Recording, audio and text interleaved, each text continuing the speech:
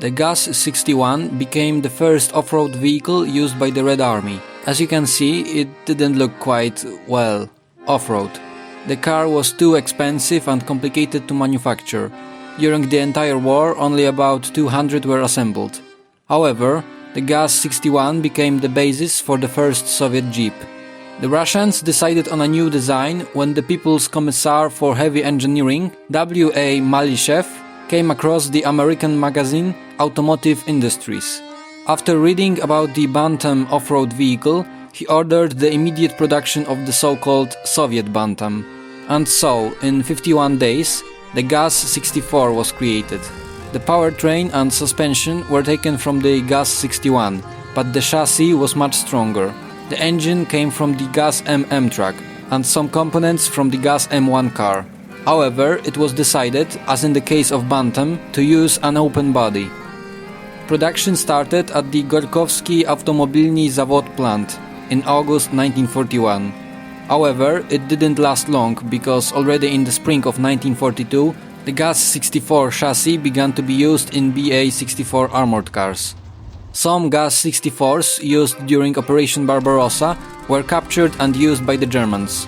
Various types of winter or summer camouflage were used on this Soviet Jeep.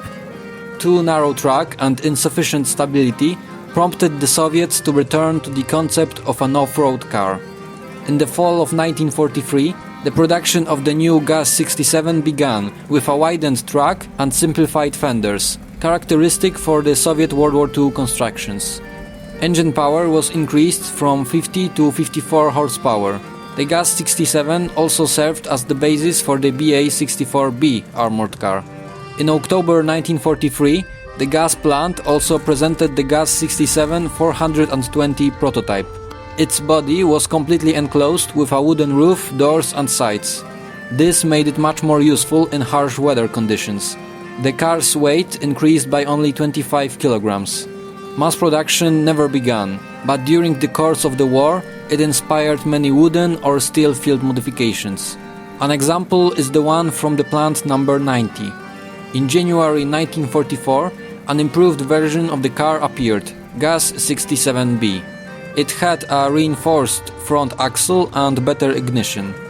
Radios, for example 3RK, were installed on many GAZs. The vehicle was used mainly in command and reconnaissance roles. It could fit 4 people as well as tow mortars and smaller caliber guns. During the war, many field modifications were created on its basis. Some of them were fitted with the machine guns like Maxim and Dyshka. GAZs were widely used by the Red Army during the Second World War. However, much larger quantities of Willys MB Jeeps were shipped from America, making the latter the basic off-road vehicle of the Soviets. Many GAZ-67s, especially 67Bs, were also used by the Polish People's Army.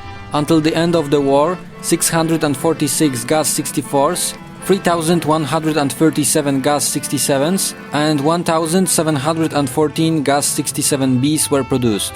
Most of the GAZs, about 85,000, were made in the years 1946 to 1953. After the war, the GAZ-67 and 67B was actively used not only in the army but also in the Ministry of State Security, the Ministry of the Interior, Geological Research, Forestry, Agriculture, etc.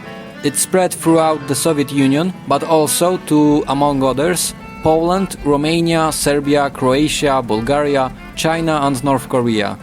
It was used in the Korean War, during which one GAZ was captured by Australian soldiers and it found its way to their mainland. The GAZ-67 was succeeded by the GAZ-69, produced from 1952 onwards. That's all I wanted to tell you in today's short episode, dedicated to the GAZ-64 and 67. If you're interested in more of such content, don't forget to rate the video, subscribe to the channel and click that notification bell. See ya!